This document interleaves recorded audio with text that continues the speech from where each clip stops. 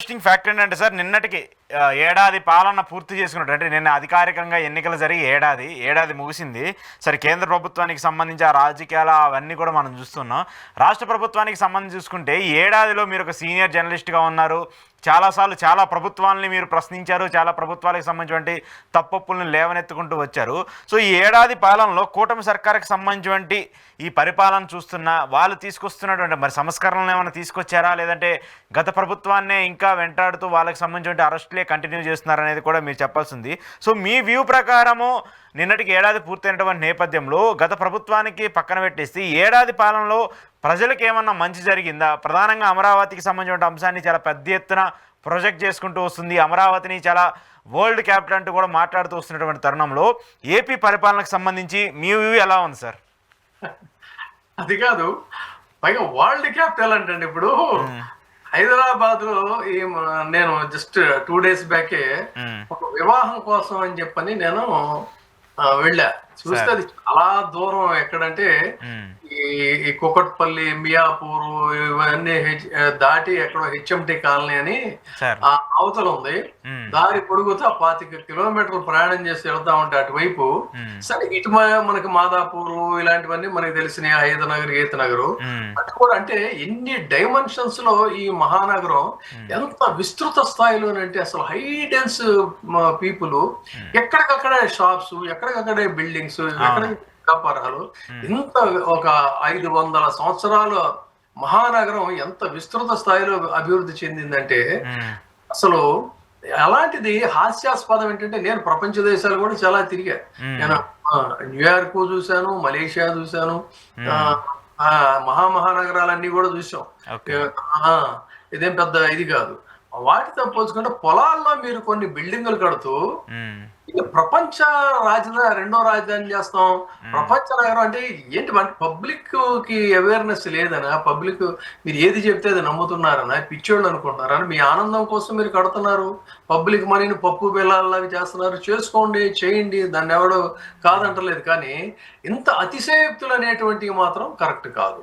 తర్వాత ప్రజలు మీకు పరిపాలన ఇచ్చింది ఏంటంటే రాష్ట్రం సమానంగా సర్వతోముఖంగా అభివృద్ధి చెందడానికే తప్ప మొత్తం 3 అంతుల పైబడిన నిధులన్నీ కూడా ఒకే చోట ఇష్టం వచ్చినట్టుగా అడిగేవాళ్ళు లేడని చెప్పినట్టుగా ఖర్చు పెట్టేస్తా మిగతా ప్రాంతాలన్నిటినీ నిర్లక్ష్యం చేయడం. రేపొద్దున ఎవరంటే దీనికి కట్టాల్సింది? అన్ని ప్రాంతాలు కూడా పక్కన రూపంలో కట్టాల్సింది. సో మీకోసం మీరు చేసుకుంటూ దీన్ని గొప్పగా ప్రయోగం చేసుకునేటువంటి పరిస్థితి చూస్తే చాలా దారుణమైన పరిస్థితి. కాబట్టి ఇక్కడ మీరు ఇందాక ఉన్నారు సంస్కరణలని. సంస్కరణల గురించి సంగతి అలా పెడితే సంస్కారం, ప్రజాస్వామ్యంలో ఒక సంస్కారం అనేది ఉంటుంది. ఈ సంస్కారానికి ఎన్ని రకాల సంస్కారాలు చేయాలో అన్ని రకాల సంస్కారాలు చేయటం అనేది చాలా దారుణమైన పరిస్థితి. ఎంత హీనాతిహీనంగా ఈ దేశ చరిత్రలోనే ఏ రాష్ట్రంలో కూడా లేనంత దారుణంగా వీళ్ళు చేశారు. దీనికి చరిత్రలో ఈ ఒక మాయని మచ్చగా చూడాలి ఈ ఏడాది పరిపాలన అనేటువంటిది. అంటే మీకు దౌర్భాగ్యం ఇది.